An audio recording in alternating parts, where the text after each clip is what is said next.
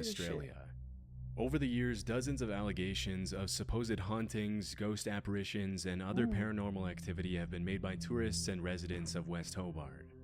And it's honestly not too hard to see why, as West Hobart is a pretty old town with a generally creepy vibe. As is usually the case, most of these stories have either turned out to be fake, or the people making the allegations didn't have enough evidence to support their claims, which makes it almost entirely likely that they're hoaxes. But as it turns out, at least one of these stories actually has some amount of truth to it. Back in the late 80s and mid-90s, rumors started spreading of a house in West Hobart that was apparently so haunted it drove its residents insane. Am I tripping? At first, the rumors created a huge buzz all over town, with the locals doing everything possible to stay far away from the alleged haunted house. It wasn't until months later that the authorities got involved and finally got a clear picture of the situation. While it was true that the house's residents appeared to be going insane, it didn't have anything to do with paranormal activity, but with the fact that a datura vine had been growing through the trees directly above the home and dropping leaves into the family's rainwater tank. For a long time, the family had been inadvertently consuming microdoses of the plant every single day, which made them slowly but surely start to lose their sanity as they sank further and further into delirium. In case you've never heard of it, datura is a species of plant within the nightshade family, also known as Jimson weed, the devil's weed, or devil's trumpet, and you'll see why in a second. Hold up. Even though the plant itself looks pretty harmless, it's known for having extremely powerful hallucinogenic properties, which is why it was used for centuries by Native American tribes in coming-of-age rituals and other important ceremonies. The Aztecs also used datura as a painkiller in certain rituals, namely in ritual sacrifices, and it's also commonly used as an ingredient in the ritual of zombification in the Haitian voodoo religion, where it's referred to as the devil's cucumber. As you can probably tell by now, datura isn't your typical recreative hallucinogen, and there's a reason why it's really only ever used in hardcore spiritual rituals and ceremonies, going into the water sometimes by naive people who have no idea what they're getting themselves into. That is crazy as fuck. In low to medium doses, datura causes extremely distressing, delirious experiences, and in higher doses it can lead to paralysis and even death. Nowadays, datura is recognized by most tribes as a highly toxic and dangerous plant, and have understandably stopped using it. Okay, there's no way they're still using that shit, right? Before we move on, I wanted to take a minute to talk about War Thunder, the sponsor of this video. Motherfucker! As of recently, I've had a growing interest in Fuck off! No you didn't. No you didn't. You're just lying now. War Thunder. Fuck off. You didn't give a fuck about no history, bro. Stop lying.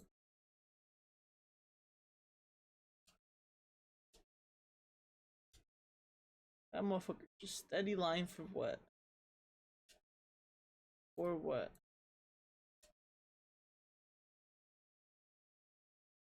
Alright. Like, why? Why lie?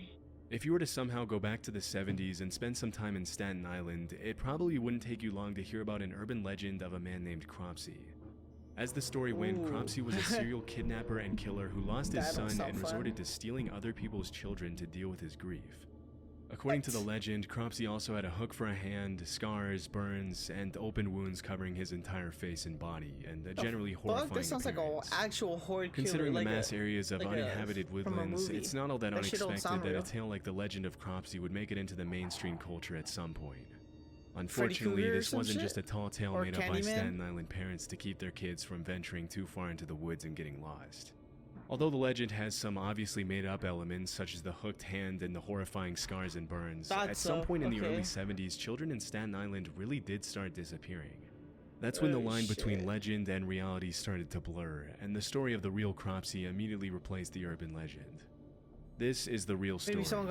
Andre Rand was a man from Manhattan who was born in 1944 and moved to Staten Island in the late 60s. After working for 2 years at the infamously brutal Willowbrook State School for Children with Disabilities, Rand was arrested in 1969 and served over a year in prison for the attempted attack of a 9-year-old girl. What the fuck? As soon as he was released 16 months later, reports started cropping up of more little girls disappearing all over Staten Island, including 5-year-old Alice Pereira, who was playing in her building's lobby when she suddenly disappeared without a trace. Over the next decade, Rand was the prime suspect in the disappearances and deaths of several other young girls in the area. But it wasn't until 1983 when he picked up 11 kids from a local YMCA and brought them fast food before taking them to the airport that he was finally arrested and sentenced to 10 months in prison again. Throughout the 70s and 80s, dozens of young kids disappeared in Staten Island, and although Rand was often the last person to be seen with them, there was ultimately never enough evidence to put him away for a long time. How? They for caught many him years, the he would first often be time. seen hanging around young kids, going on walks with them, and even taking them to lunch and dinner with him at local restaurants. What? Bro, After put years him of letting away. him walk the streets as a free man, police would finally have a breakthrough in the case in 1987 when they found undeniable evidence that Rand had been behind the disappearance and murder of Jennifer Schweiger, a 12-year-old girl with Down syndrome. In 1988, he was sentenced to 25 years to life, and while he was behind bars, more and more evidence was found that tied him to several other disappearances in Staten Island in the 70s and Why 80s. did it take so long, Unfortunately, though? he was only charged with one additional major crime in 2004, which was the kidnapping of Holly Ann Hughes, thanks to which he will spend the next 13 years behind bars until 2037. If he lives that long, he'll be 93 by the time he gets out. Damn, so he's still alive. The How Maine long? I don't Hermit. even remember. The Damn, a Kennebec minute. Valley is The one of the most fuck? beautiful regions in Maine, with over 5,000 square miles of forests, rolling That's hills, crazy to and me, natural though. paradise surrounding the Kennebec River. Because there's probably Many people cabin just like owners of the him North who are Pond not area eating and the crop. Kennebec Valley have described the area as the most peaceful place on Earth. But it hasn't always been that way. All throughout the 80s, 90s, and early 2000s, there were reports of over 1,000 break-ins in the North Pond cabins. For decades, nobody knew who was responsible for the thefts, especially since they were always carried out when there was no one home. As the cabin owners sense. soon Why would noticed, someone the break in break-ins with seemed to people follow a nearby? pattern, Or- always peaking in yeah. the days before Memorial Day and after Labor Day. As for the stolen items themselves, they ranged from food to cooking utensils to Something books to propane crazy. tanks to toiletries of all kinds. In the So absence just of a like- concrete suspect, the locals eventually named the thief the North Pond Hermit, even though by this point there was nothing to suggest the break-ins were being carried out by a single person. That's true. Although it wasn't uncommon for groups of homeowners to venture out into the woods to try to find the North Pond Hermit, they never found a trace, which only added to the legend's mystery. One Well, how does it afternoon in become 2002, reality, though? 100 people attended a North Pond homeowners meeting, and when someone asked how many of them had suffered break-ins, almost all of them raised their hands. Damn. As you can probably guess, the North Pond Hermit quickly Aren't they turned all into just- somewhat of a boogeyman, with the legend frequently being shared over campfires in the area. For years, nobody thought that the person or people behind the break-ins would ever be found. Oh, so they found But in him. April 2013, a man named Christopher Thomas Knight was arrested in the middle of the woods in looked the like he North would Pond area by an fucking live in the officer who had woods. made it his sole mission to bring the thief to justice. As soon as he was brought to the police station, the cops asked him why he wasn't answering any of their questions. At first, it seemed didn't- as though he he was didn't having speak. trouble speaking, He but doesn't speak eventually or what? responded that he was ashamed of himself.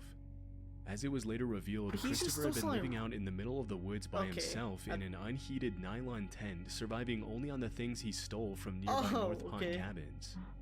I Shockingly, guess. he had survived winter temperatures of 20 degrees below zero What for the years fuck? and hadn't been to a Oh, doctor or hell taken no. any medicine for 3 decades. What's most incredible about the hermit's story 3 is that for the decades? entire time he lived in the woods, he Hold didn't have on. a single Oh. conversation with another human being. Hold up. So he was doing all this shit and didn't get caught, and they didn't even find his spot in the woods? Except for one time when he ran into a hiker and only said hi. Understandably, Chris had lost interest in keeping track of time, so when he was asked how long he had been in the woods by himself, he replied, since the Chernobyl nuclear meltdown, which took What place in the 1986.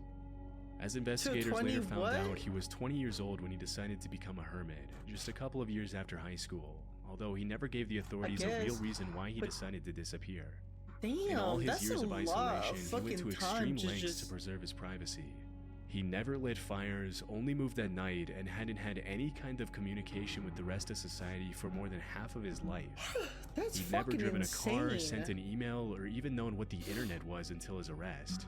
That is Interestingly, as the cops dug deeper and deeper into his story, they realized that his only real possessions were his glasses, which he had been wearing for 30 years and could even be seen in his Lawrence High School yearbook picture from 1984. How wouldn't Everything else, down to his like, underwear and prescription or jacket, some had shit been stolen. fucking make him go blind? After the investigation, Knight was sentenced to 7 months in prison, after which he once again disappeared.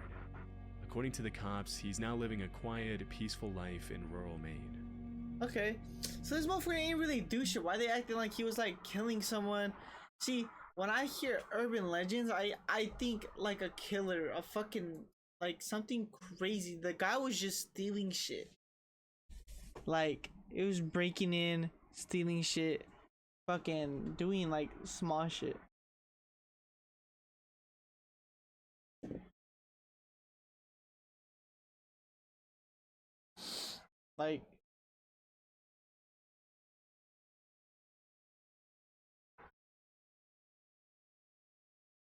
Like, he ain't even do shit. Like, I was expecting some crazy shit. Come on, Purple a key. What? Throughout the late 1980s and 90s, rumors of a massive bodybuilder called Purple Aki began to surface in the northwest of England. Bodybuilder. According to the allegations, Purple Aki would supposedly walk the streets of Liverpool hunting down young muscular men and rugby players and oddly ask them if he would let them feel their muscles. Oh. If they complied, he would allegedly squeeze their muscles for much longer than was considered socially acceptable and would then ask them to perform squats so he could feel their quad muscles. Some teenagers reported that Purple Aki even went as far as to ask them to pose for him and often offered exercise and nutrition advice for those who gave him the time. He's a freak. Because the rumors were so incredibly ridiculous, nobody really took them too seriously at first, and eventually the story of Purple Aki turned into an urban legend with crazy details being gradually added to the tale, including one where Purple Aki would allegedly swallow teenagers whole if they let him feel their muscles. Okay. But as time went on, it became clear that Purple Aki wasn't just a made-up character created by bored teenagers looking to get some laugh from their friends, but a real person named xnoeelx. Aki was often seen traveling across England by train carrying a plastic bag and asking young men if he could feel their muscles. Naturally, this made a lot of people uncomfortable, and it wasn't uncommon for Aki's face to be featured in local newspapers after several encounters with the law. Okay, buddy. Most of the accusations against him were related to his creepy behavior around teenage boys, but around 1986, the story of Purple Aki took a really dark turn. Just seeing him just chilling at the corner staring you down like that? Was walking home from school when he ran into Purple Aki, who immediately asked to feel his muscles. Freaked out by the weird request, Gary said no and ran away. Later that same year, Aki followed Gary to a local outdoor swimming pool, and when the teenager noticed, he ran to New Brighton train station and jumped onto the railroad tracks to get away from Aki. He died. Sadly, the story ended in tragedy, as Gary was accidentally electrocuted by one of the rails. Damn, he stepped on the middle rail. Considering the whole thing happened because Gary was being chased, Purple Aki was convicted of involuntary manslaughter, charged with harassing 14 different teenage boys, and sentenced to 2.5 years in prison. That's crazy. In 1988, Aki filed an appeal and complained that the only reason he had been convicted was because he was black. Ultimately, the judges agreed there wasn't enough evidence to prove that he had been directly responsible for Gary's death, and believe it or not, he was freed and awarded £35,000 in compensation. Between 1988 and 2006, Aki went in and out of jail for failing to resist his compulsion to touch, feel, and measure other people's muscles. And in 2003, he was arrested for an additional 15 charges of harassment and witness intimidation, for which he was sentenced to 6 years in prison. Just like any other predator, he was also forbidden from waiting outside schools in the area. A few months later, he was jailed for 15 months for getting up to his same antics. Upon his release, he was once again arrested a few weeks later in 2010 and then again in 2015. After his latest release, he reportedly moved to Leeds, where rumors started cropping up that he had passed away during the pandemic. However, those rumors were put to rest when videos started surfacing in 2023 of Aki walking the streets of Leeds asking random dudes to, you guessed it, feel their muscles. As of today, Purple Aki is alive and well, and will probably continue in his same behavior with or without permission. Okay, if he's doing it like specifically underage people, that's crazy. But if he's just doing it to anyone he sees that's muscular, it's weird. But it's not like he's like, oh yeah, like I don't know. It's crazy though. He's a freak. Not happening, but that dude's a fucking freak. According to a Swiss urban legend, people have allegedly been running into a mysterious human-like figure in the Freeborg forest in the western part of the country near the town of Mons since the early 2000s. Based on the dozens of allegations that surfaced over the years, the figure has been described as being around 6 feet tall and always wearing a vintage-looking gas mask covering his entire face, a boiler suit, and a cloak. What the fuck? Most people who supposedly ran into the figure reported he or she was completely harmless, but this didn't make the encounters any less terrifying, and it wasn't uncommon for people to report the figure to the police when their children reported feeling scared. As expected, it didn't take local residents long to start adding their own crazy twist to the story, with some claiming that the creature was the ghost of a mentally unstable soldier, while other popular theories assured it was an alien. For a while, the story was classified. They just said human, like, but he was wearing shit. So how the fuck did they know he was not just a normal ass dude under a mask? as an urban legend, and the mysterious humanoid was given the name Lei Loyan, also known as the Ghost or the Hermit of Malls. Throughout the early 2000s, Lei Loyan was mostly the subject of local oral legend because there was no real evidence to support its existence. But in 2013, the story gained international attention when the Swiss/French newspaper Le Matin published the first ever photograph of Lei Loyan, which was sent in by a hiker. After the photograph was published, there was no turning back, as people from all over the country started to make trips to the woods outside malls for a chance to catch a glimpse of Lei Loyan. The last known sighting of Lei Loyan took place in June 2013 when a local woman named Marianne Desclous saw the figure clutching a bunch of flowers as she was walking outside. Later that year, Lei Loyan's clothes were found in the middle of the woods along with a wooden note titled "The Death Certificate and Will of the Ghost des Malls." In the letter, Lei Loyan accused the media of having murdered a harmless being by revealing its existence and turning him into a circus freak. Damn. The letter also mentioned that due to the unwanted attention, Lei Loyan had to abandon its daily walks, which were referred to as happiness therapy in the letter. After the cryptic note was published in the newspaper, many people concluded that Lei Loyan had taken its own life, although this has never been confirmed. As of 2024, nobody has ever seen Lei Loyan's true face, and many people have theorized that the figure was possibly a woman with a facial disfiguration who didn't want people to see her, which is supposedly why she wore the gas mask. How do they know it was But this line of reasoning will probably remain unconfirmed forever. Yeah, I was gonna say, if they just ended it with that one. The Bunny Man. Okay, buddy. In the early 70s, dozens of locals started reporting that a man dressed up as a bunny had started haunting the residential neighborhoods around DC, Maryland, and Northern Virginia. Although dressing up as a bunny in itself seems pretty harmless, what made the encounters a little scarier was that the guy would allegedly threaten children on the street with an axe and frequently vandalize people's property for no apparent reason. Even though sightings of the so-called Bunny Man were pretty rare, they seemed to follow a pattern, as the man usually appeared in secluded locations where there weren't a lot of witnesses. The story itself has a lot of elements of a typical urban legend and is kind of hard to believe, but through my research I found that it's all loosely based on a true story. In 1970, a couple was parked in a driveway close to a bridge on Colchester Road in Fairfax County when suddenly a random guy appeared out of nowhere, yelled at them for allegedly trespassing, and threw a hatchet at their car. Terrified, the couple left the area immediately before they had a chance to get a good look at the guy. As they reported the incident to the police, they mentioned the guy had been dressed in light-colored clothing and may or may not have been wearing something white on his head. Although the couple never mentioned anything about a bunny in their statement, as soon as the story hit the news, people started claiming that the hatchet thrower had been wearing bunny ears. Pretty soon, rumors of a man in a bunny suit threatening kids in the woods with a hatchet started surfacing all over the DMV area, and as the years went by, the stories got wilder and harder to believe. Over time, the legend of the Bunny Man has become pretty mainstream, with the bridge on Colchester Road even being renamed as Bunny Man Bridge. As of the uploading of this video, the legend has now been standardized and goes something like this. In 1904, there was allegedly an asylum close to the bridge on Colchester Road. As soon as it was built, a bunch of Fairfax County residents started complaining about the idea of having an asylum full of mental patients so close to their homes, so the authorities supposedly put all the patients in a bus and transferred them to a nearby prison. But on the way to the prison, the bus crashed and all the patients escaped. As the story goes, a few hours later the cops had successfully located and brought back all the patients except for one guy by the name of Douglas Griffin. This is where the legend gets a little weird. Allegedly, the fugitive patient hid in the woods from the authorities for weeks. As the days went by and the cops did everything to find him, rabbit corpses started to appear in the middle of the woods, which led everyone to believe Douglas was eating bunnies to stay alive. Then, one Halloween night, a group of kids were hanging out near the bridge on Colchester Road when they suddenly saw a blue orb flashing in midair. A second later, they were all strung up like bunnies hanging from the bridge. As the legend goes, if you go to Bunny Man Bridge on Halloween night at midnight, the same thing will happen to you.